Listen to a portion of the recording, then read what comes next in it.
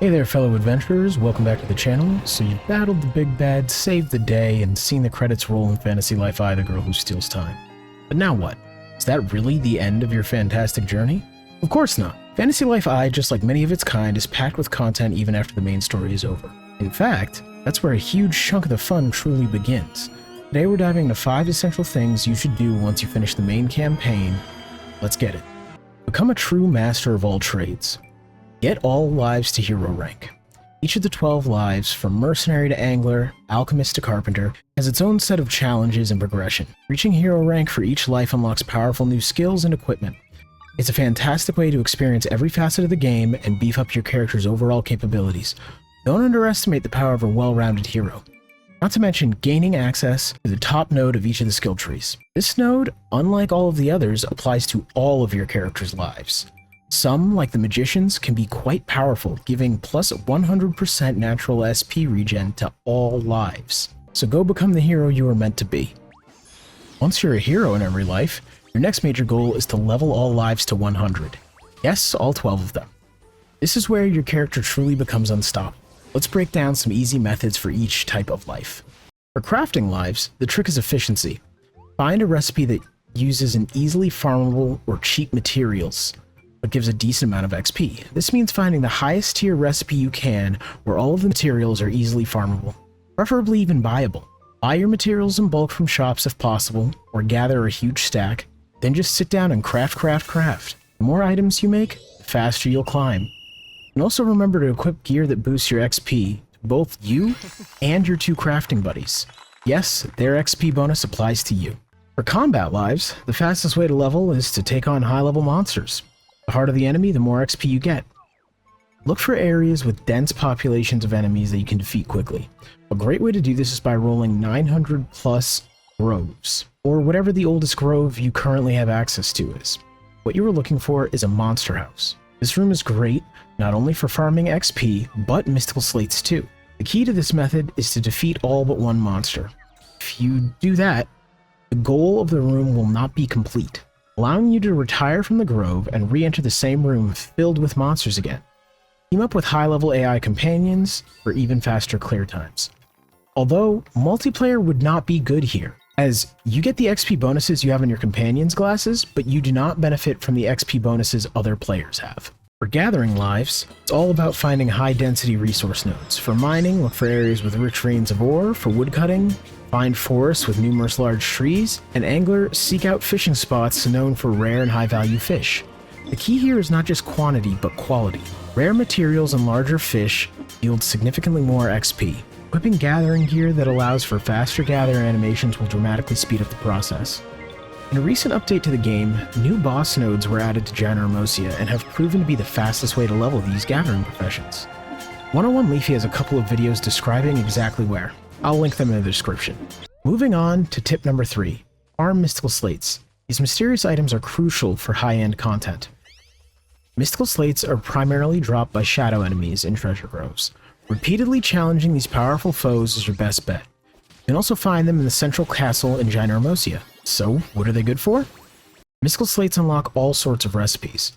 While this includes cool cosmetics like the Black Knapdragon motorcycle, the real treasure is the armor recipes. The Dark Beast and Steel Beast armors are some of the best in the game.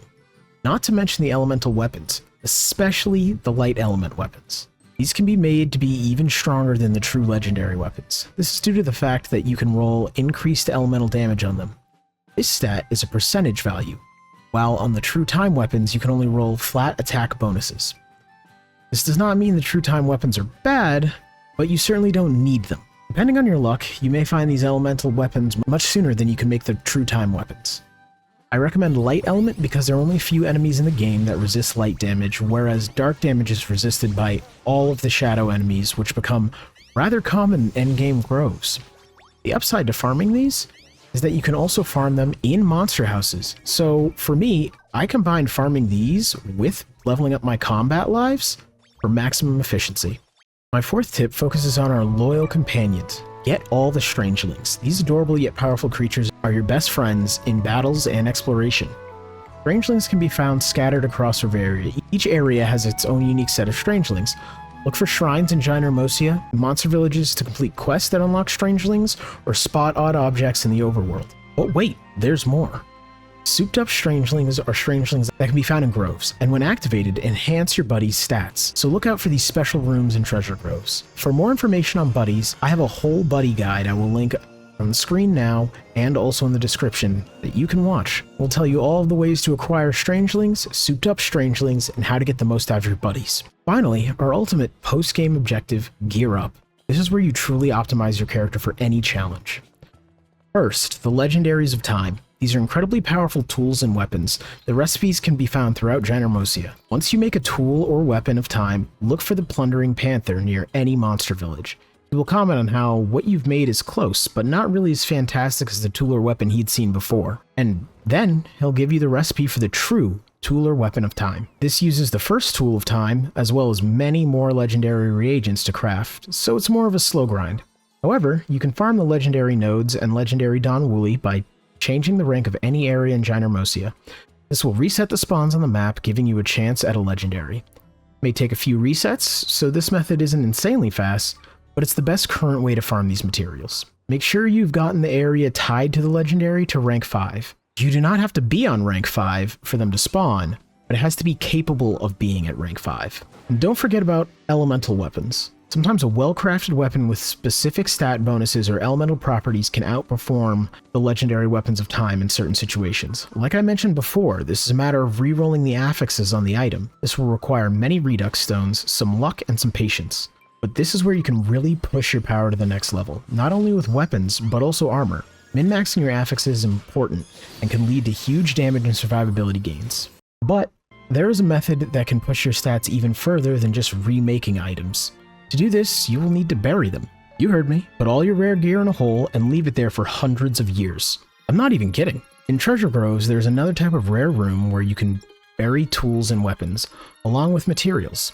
Any materials will do as long as you hit the maximum point value. This will add a third affix to your item. These rolls can be extremely powerful and push your crafting and combat effectiveness even higher. And there you have it, adventurers.